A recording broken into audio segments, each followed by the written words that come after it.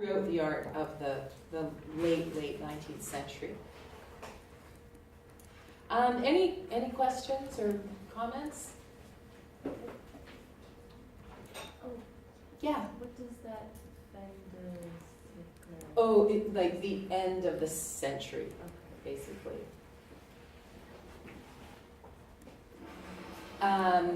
One of the great technological developments of the period, the Paris Metro. And this was following the lead of London that had built a subway system beginning in 1860. And so this was, again, a huge example of industrial progress. In 1896, Paris held a competition for the decoration of the entrances to the Métropolitain. And Hector Guimard was given the commission, and the style that he developed for these entranceways was dubbed the New Art, or Art Nouveau. And you can see that here's a modern subway entrance designed by Guimard. They still exist in Paris today. And the characteristics of Art Nouveau, it's a style that's based on natural forms. And so you look at this, it looks like it's kind of organic. It looks like it's sort of flowers that are growing out of the sidewalk and blooming, almost a feeling of blonde vines and tendrils. So lots of organic forms that curve and twist in asymmetrical patterns. The new look was made possible through new techniques and materials for production. So Guimard used cast iron and molded glass, which could be mass produced for many stations in a short time. You also notice the rich colors, rich kind of jewel-like colors. They're green, yellow, and red. The term Art Nouveau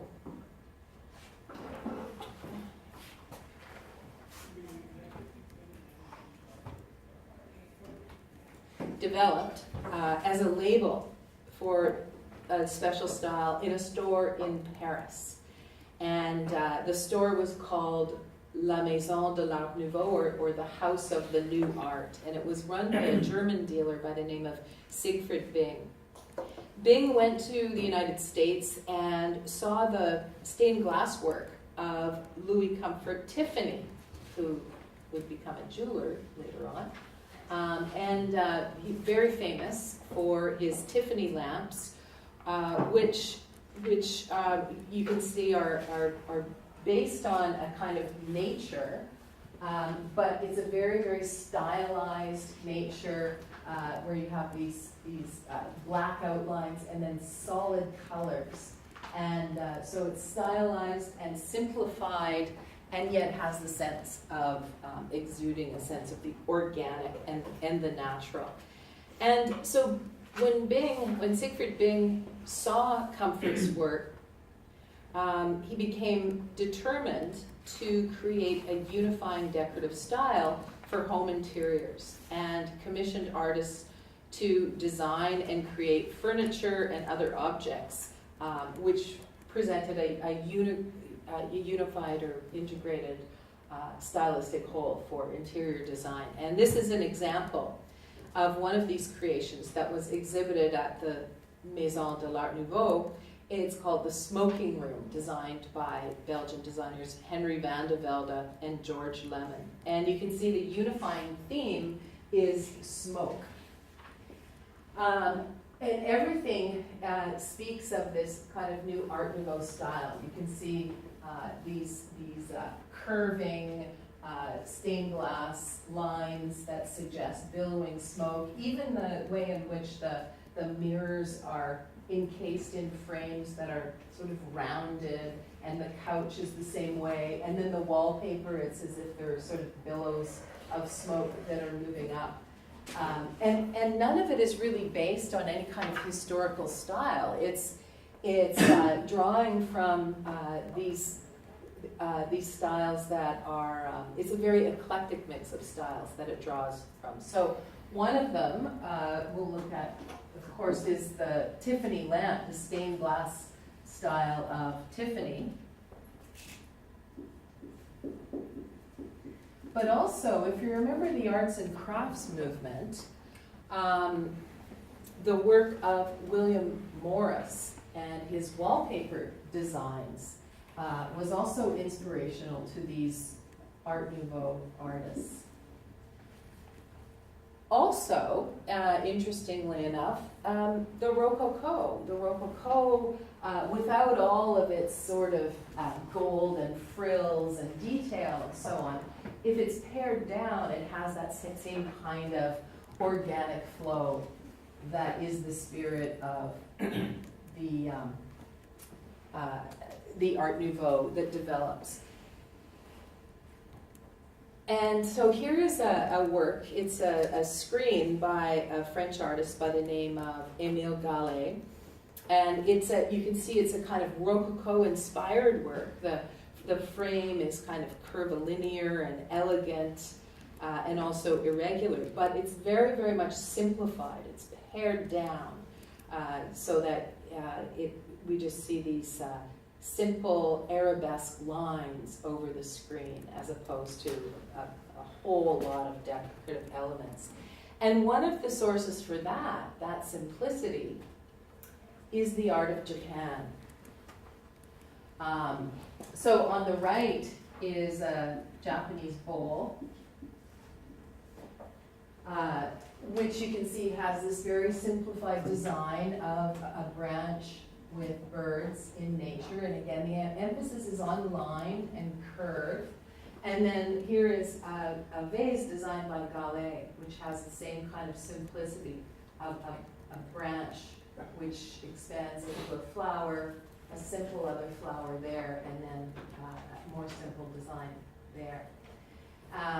So an interesting eclectic mix of influences, because we're drawing both from the realm of high art, like Rococo art, and craft, going to the arts and crafts style, but also Eastern and Western sources, from Japan to Europe, and then also from America.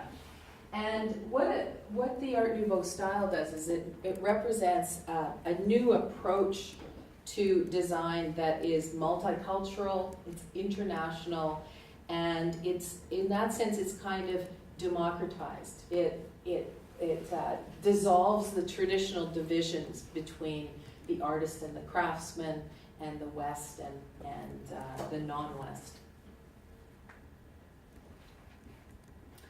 Well, Japanese art and Art Nouveau in general was highly influential on poster artists of the period. You can see in Muka's work, it's a great example of Art Nouveau. But probably the most famous of the poster artists of the period was Henri de Toulouse-Lautrec. Poster production exploded from the 1870s on because, of course, now we have a consumer society in the big cities of Europe, particularly in Paris, and a consumer society required a lot of advertisements to sell them on different products or events, whatever they could consume. And so the development of the lithograph process made large-scale mass-produced posters possible, and these would be made and set up in public places to advertise different events and products and so on. Toulouse-Lautrec was an interesting artist. He was from an aristocratic family, but he was drawn to the senior life in Montmartre as an artist. And this is one of his posters, Le Devin Japonais. And you can see the influence of both Art Nouveau and Japanese prints here. You can see that the forms are very much curving. They have that organic quality. They're flattened out. We see pure colors. We see strong emphasis on outline. This is an advertisement for a singer at one of the clubs in Montmartre. And that's her in the background, the Devin Japonais. And this is a really interesting presentation, which actually draws on Japanese art, because of course, Toulouse-Lautrec, like his contemporaries, was very familiar with Japanese prints. And this was a very famous one. It's called the Great Wave. But the painting, or the print, is actually depicting one of the most famous landmarks of Japan, Mount Fuji. But it's just represented as something very tiny in the background. What we're drawn to is this enormous wave with these boats and the people within them. And so Toulouse-Lautrec sort of embraces that idea of reversing the importance of the central figures in the work and having the divin japonais, who's the one who's being advertised, just kind of in the background. Her head's been cut off, and we are put in the position of the flaneur. We've come into this club, and we're just kind of viewing the orchestra out of the corner of our eye. We're viewing this woman who's being checked out by this older guy here. This is actually Jane Avril, who was a famous dancer in Montmartre, dancing the can-can and other dances. And here she's put in the position of being the spectator. She's not the entertainment. So it's a really interesting and very modern representation of entertainment up and around Montmartre. Here's another one by Toulouse-Lautrec that is advertising May Milton, who is a British songstress. And you can see he's really stripped down the elements of the print to the most basic. We only have a very few colors, white and black, and the only colors are blue and yellow. And there's a complete sense of just line, lots of curvilinear line. None of this is done with a ruler or anything like that. A lot of sort of arabesque qualities. And again, that sort of extreme angling of the perspective, which the Impressionists have been working with in their paintings. And now we see it really simplified and applied as a design element in the poster. And you can see he's using the text just as much as the imagery in the design, so that the flattened out figure of May Milton connects with the flattened out text of her name to present a balanced composition of good design.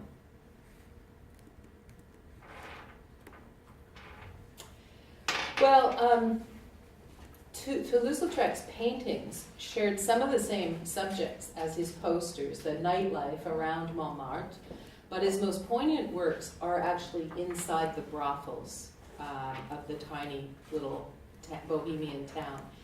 And this is where he gives depth and insight into the world of the sex trade worker. Unlike other artists of the period who would visit these establishments, Toulouse-Lautrec actually lived in one for a period of time. And the reason for this, he had gotten into an accident, a horseback riding accident as a child. He was from an aristocratic family down in the southwest of France. They owned a lot of property, they were titled, so horseback riding was a natural thing that he would engage in. He fell, he broke his legs, and they never healed. And he actually had a congenital condition that was exacerbated by this accident. And so his legs remained stunted as an adult. And so he was kind of a misfit in society. So he left his ancestral home, he came to Montmartre, and he found a welcoming atmosphere in the brothel, where he didn't feel like a misfit. And the girls were very nice to him, and it gave him the opportunity to paint the prostitutes from the perspective of an insider, no facade. And this is called In the Brothel, or In the Salon of the Brothel. And you can see it shows not a kind of fantasy glamorized view of the brothel. This isn't a kind of contrived erotic representation, but it shows it as something kind of banal. It's just the reality of life in the brothel, where it can be kind of boring. where the women are sort of not enjoying themselves per se, and it's a sense of reality exposed. There's also a little bit of an element of depravity too. It shows a disillusionment with this whole giddy idea of la belle époque, its false gaiety and the plight of the working woman. He does this, again, through using the extreme outlines, tend to make it a very harsh representation. The figures too, he's quite fascinated with artificial lighting and tends to use it in ways that discolor the skin. His technique too, he soaks his panel or his canvases with a lot of turpentine, and so it gives it almost a pastel effect, but then shot through with these really dark, linear qualities, almost like a print in a way. And you can see the women, they're not idealized in any way. I think this photograph of Toulouse-Lautrec with the painting shows kind of the reality, the reality of his situation in the brothel. The prostitute just kind of coming up and checking out what he's doing, not trying to present herself in any sort of coy fashion or whatever, just kind of chatting about how the painting's coming along with the artist who lives in the same place as she does.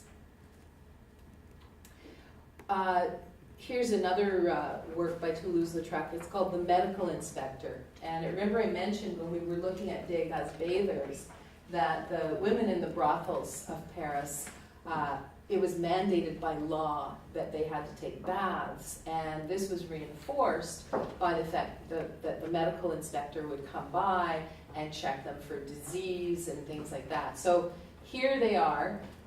We don't even see the inspector himself, really. He's not the focus of this. But it's the kind of mundane, matter-of-fact way in which they are presenting their bodies. And again, de-glamorizing the whole idea of the sex trade worker and the brothel experience. It's just a job. And here he also did paintings of bathers, much in the same way that Degas did, in that sense of the figures are kind of really relaxed and really unaware of our presence. And again, probably because he's living with them and he was just considered, like a fixture. And you can see the bath in the background, and she's just sort of sitting there after the bath. There's something too that you notice is a real change in mood, which is evident in the work of Toulouse-Lautrec later in the century, so 10 to 15 years after Renoir. Renoir had presented a view of the dance halls and establishments of Montmartre as something very delightful. There was a sense of lightheartedness and fun. But Toulouse-Lautrec, so here's at the Moulin de la Galette. This is just down the hill at the Moulin Rouge. And same subject, basically, same kind of angling. We have an angled viewpoint. It's from the flaneur's position. But it's anything but lighthearted and fun. He uses these very acidic colors. It looks harsh, almost a bit brassy. Really strong outlines in color showing through. He's used a lot of turpentine here, which makes these outlines come through in a very strong way. The angle is very exaggerated too, kind of like what Van Gogh did, which creates a sense of destabilization as if everything can sort of shift and come down into our space. We see a group of men, a couple of top-hatted gentlemen, who are with a couple of women who are prostitutes. But again, they're not glamorized at all. There's a real sense of they're kind of worn out. They've kind of been around the block. And he does that through exaggeration that just borders on the edge of caricature. And then also this kind of capturing the artificial lighting makes this figure here look almost ghoulish. And again, showing the really negative side of life. They're all dressed up in these glamorous clothes, but the feeling of glamour isn't there. And he puts himself right in the center of the action.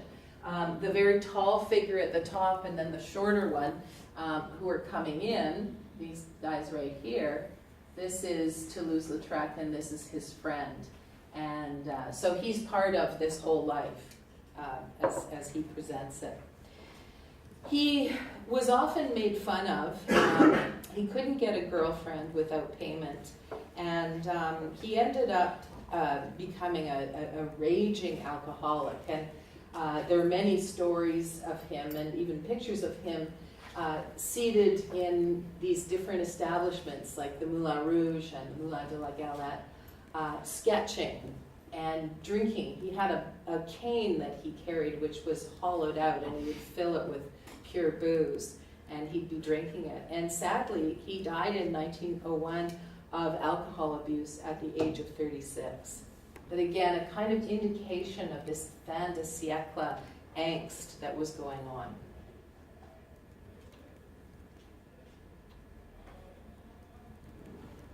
Unlike Toulouse-Lautrec, who stayed in Paris and documented the fin de siècle culture, Paul Gauguin's disillusionment with society took him away from modern industrial society. And he went in search of something better. And for him, that was the primitive.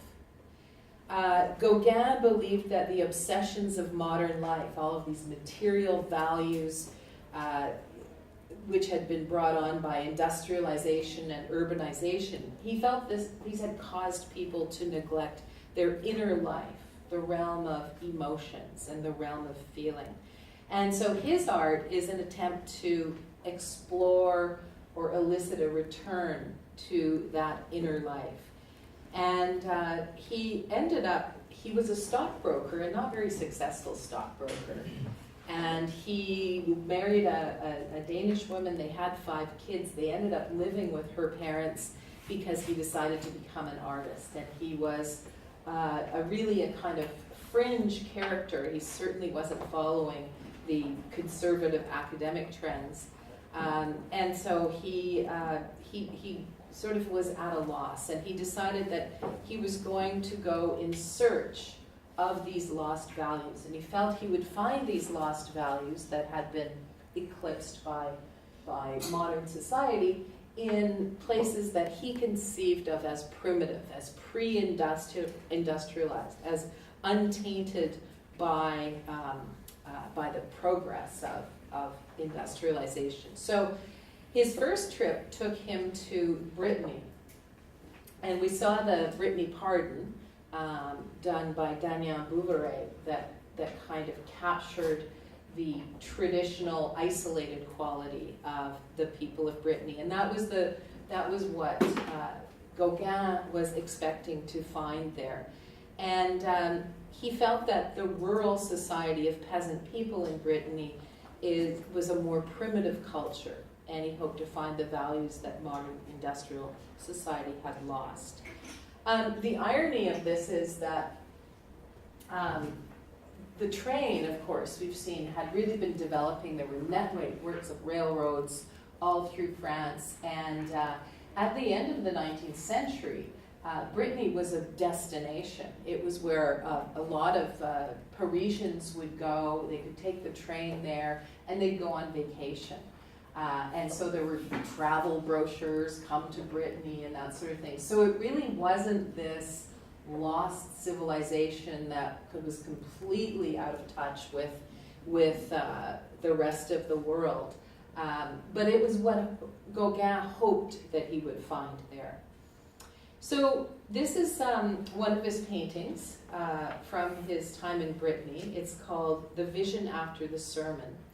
And you can see that the Breton women are dressed in their traditional costume, and they're coming from church. So just like the nationalist paintings, the naturalist paintings we saw at the 1889 exposition, the idea of traditional costumes and so on, leaving church, It's the same sort of thing, only Gauguin takes it in a totally different direction.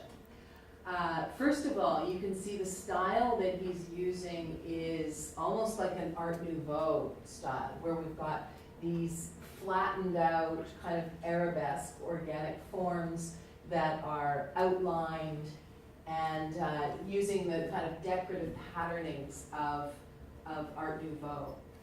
And the scene is something that is not entirely literal. It's not just the women leaving church, but they're actually experiencing a vision of what the priest had been talking about in the sermon during the service. And it was the story of Jacob wrestling the angel. And so they walk out of the church and they actually kind of mystically experience this. They see Jacob wrestling the angel. You can see the reaction is one of pure piety. It's unquestioning. And so what Gauguin is trying to capture is a people that have such a pure faith that is uncomplicated and not tainted by the rationalism and the intellectualism of Paris, of modern society, that they just believe exactly what they think they see. And it's interesting because some of the writings about what happened in Brittany at this time is very often after church there would be wrestling matches that the men and the boys would get involved in. And so are they mistaking this for, or is it just a wrestling match and they kind of think they're seeing this? That's not even the point. What Gauguin is doing is he's trying to tap into the idea that there's more to life than just literally what you see. And this is what he criticized the Impressionists about, that they were just about capturing what they saw. But he said, what about the inner life of emotions? And almost like a sort of a collective unconsciousness or something. So his works, he develops this kind of way of thinking.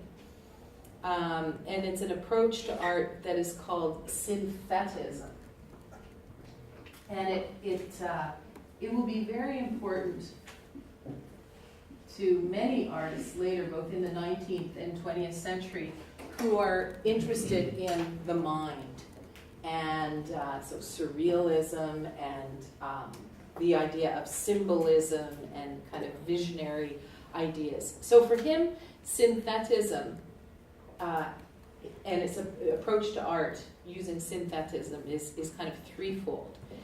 There's the real appearance, so what the Impressionists are into, what you actually see.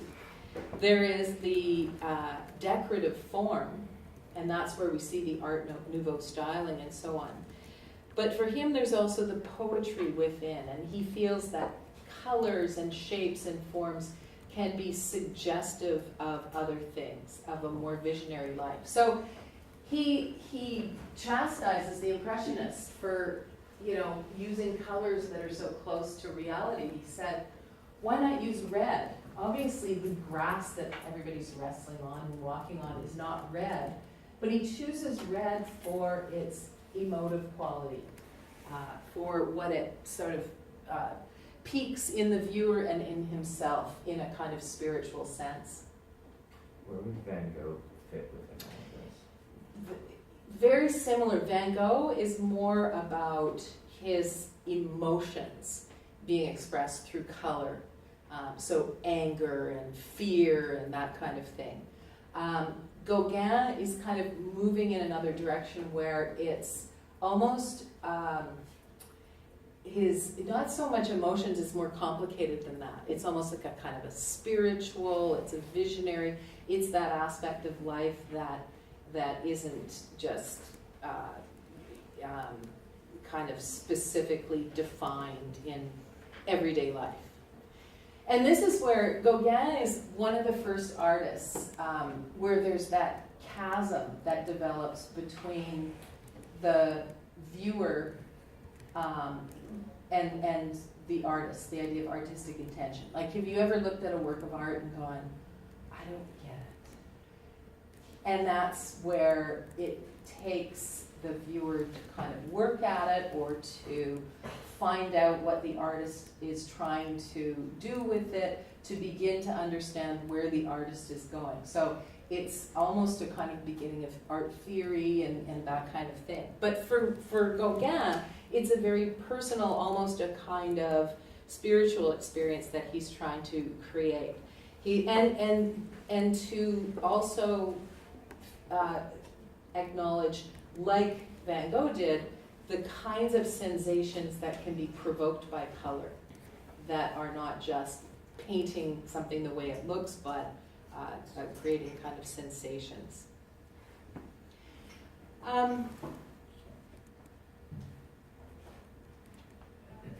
So he's still yearning for an even more pure, untouched, primitive culture. After being in Brittany, he goes down and stays with Van Gogh. They have the huge fight. He leaves, and Gauguin decides that he wants to go somewhere that's been completely untouched by European culture. And he goes to the International Exposition of 1889, and he sees all of these colonial villages and these exhibits from these exotic countries. And he's particularly impressed by the Polynesian exhibits. So he makes arrangements to sail to Tahiti, where he would spend the rest of his life. And interestingly, when he arrives, this whole untainted culture that he'd hoped for wasn't to be found. It was French Polynesia. It was a French colony, and there was a French post office. There was a French police contingent of gendarmes. There was a general store where you could buy French food. And the missionaries were there enforcing the Catholic religion on these people. So it wasn't really this kind of Garden of Eden that was pure and untouched that he had hoped for. And this is a really interesting painting because it actually kind of speaks to that. And this is done early upon his arrival.